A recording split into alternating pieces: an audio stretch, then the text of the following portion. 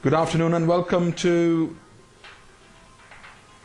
Simply the Truth. I'm just making sure that Mike was okay. Simply the Truth this afternoon with me, Tom Chako. And if you're expecting to see Doug Harris, I'm not Doug Harris as you can see, but he's taking a break today, and he'll be back with you shortly in the next program, I'm sure of it. And you're going to see a little bit more of me in Simply the Truth in the next few months. Just sitting in for Doug and to help him out while he's busy doing other things. But welcome to the regular viewers who watch this program. As you know, it is always about the truth, simply put, so to speak. So we are to look at the Bible, look at current issues, and whatever that needs to be looked at.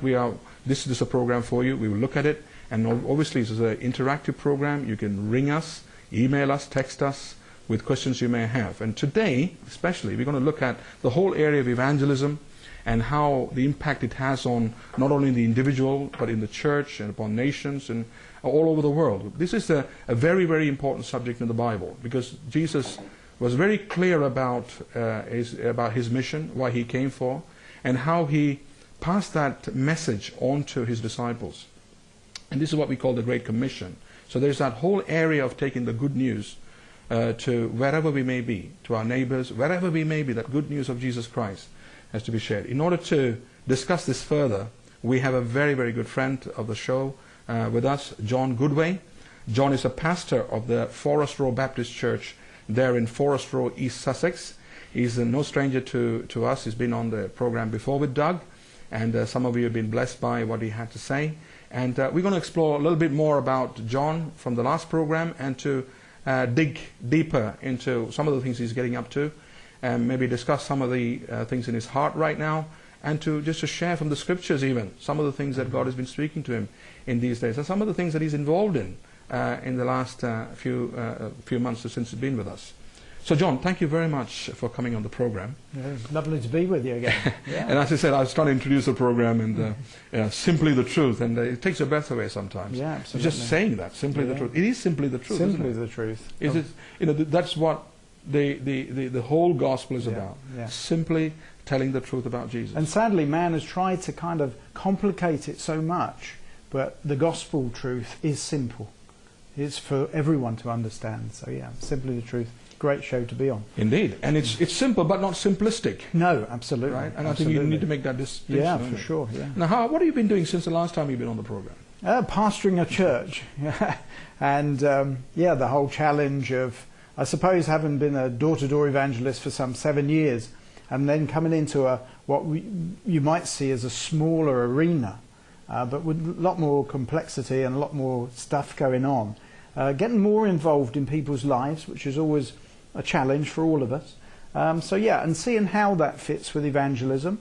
Very much, we just recently had a Pastor Robert over with us from Uganda, and he was trying to help me to understand that he said, no longer are you the evangelist, but you're here to enable others to go out and to reach the lost. And it's that kind of understanding, how that more teamwork than before, yeah.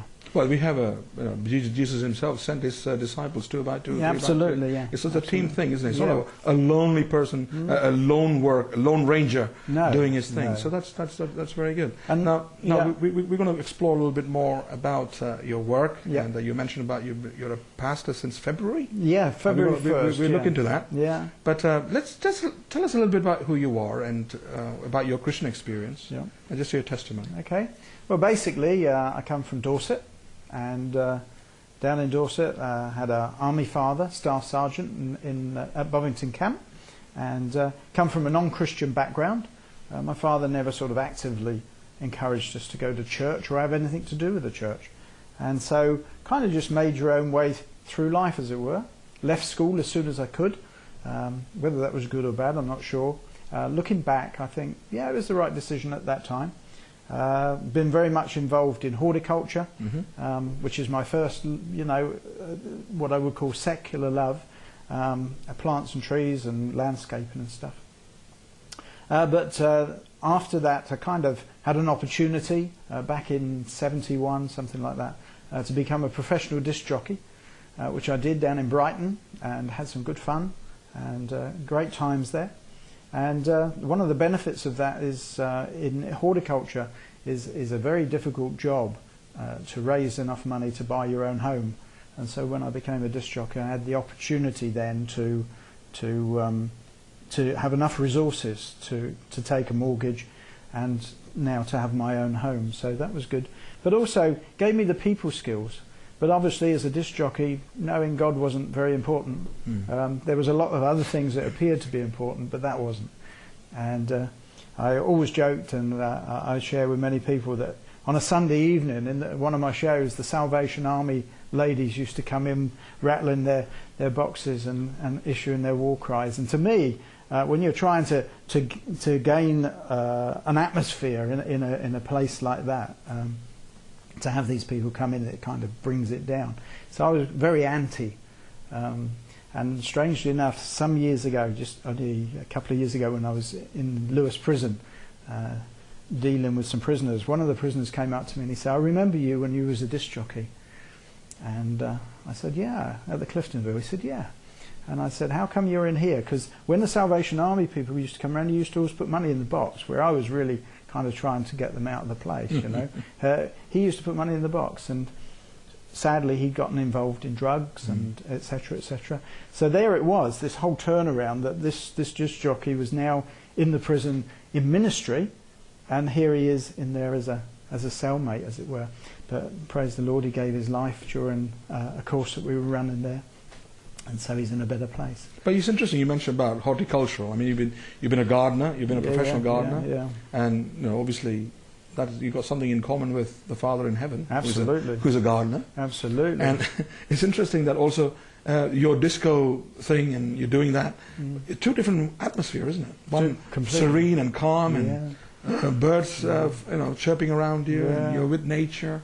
Next minute you're in a building, lights are low, people are drunk, you can play anything you like, and people go dance to anything, don't they? But of course, there again is the balance of life, is the fact that on the one you have all that serenity, but no cash.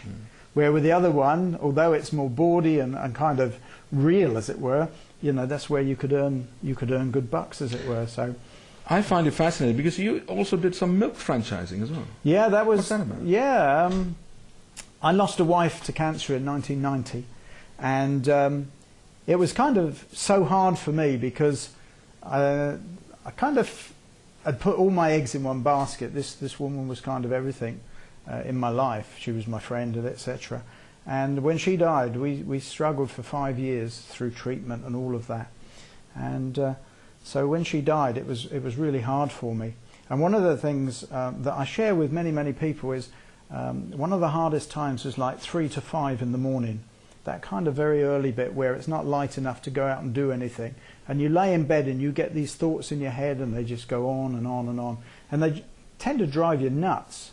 And so I had an opportunity after she died. I was looking after a big estate, and I had an opportunity afterwards to go and a friend of mine had a newsagent in Burwash, and he said, "Look, you know, you need to get among people, you need to get out more." And he gave me a weekend manager's job, which was really freaky because I'd never done retail, never been involved with computers or any of that. So he just launched me in. And while I was doing that, I did a couple of years of there, and I heard that they were looking for milkmen, and my mornings I was just so struggling. And so I just applied. I just said, "Well, I'll go and do this. Anybody can deliver milk." And took a franchise milk round, and yeah, it was brilliant. I mean, it got me out. I suppose the problem was I put all my life into that because it's and the business grew and grew and grew. So initially I'd start it